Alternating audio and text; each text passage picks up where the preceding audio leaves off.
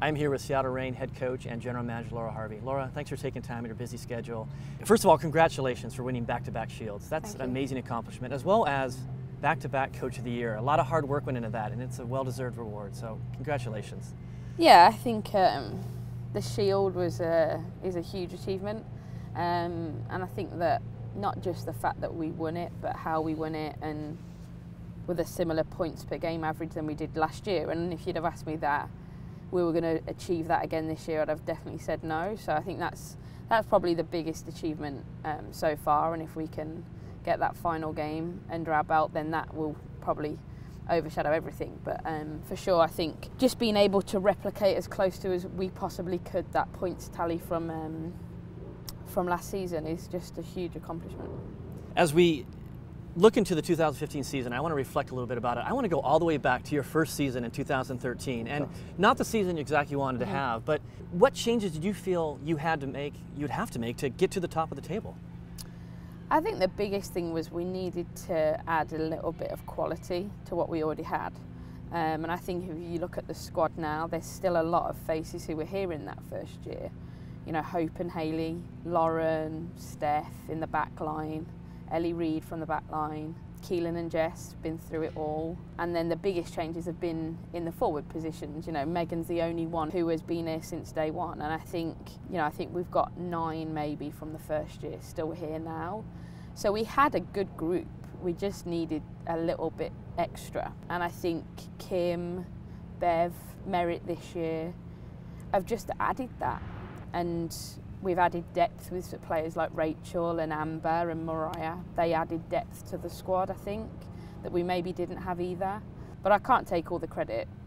Bill's a huge factor behind it.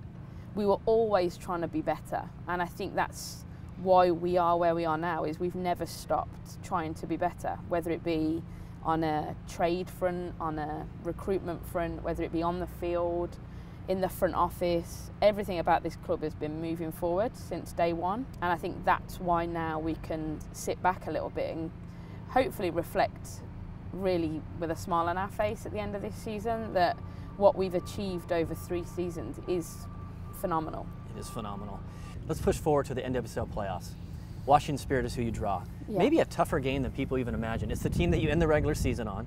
It's the team that you played here in the exact same scenario last year, and it was a tough game. Yeah. I'd love to hear your thoughts going into that match, as well as maybe some of your thoughts during the match.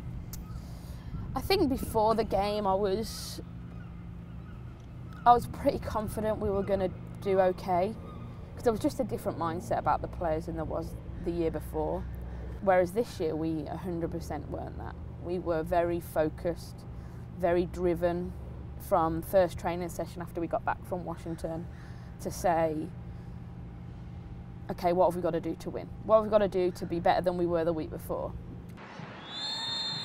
And there is the whistle from Christopher Spivey. That brings the opening half of this semi-final to a close. But yeah, in the semi we got into half-time and I was walking off the field and I said to Sam,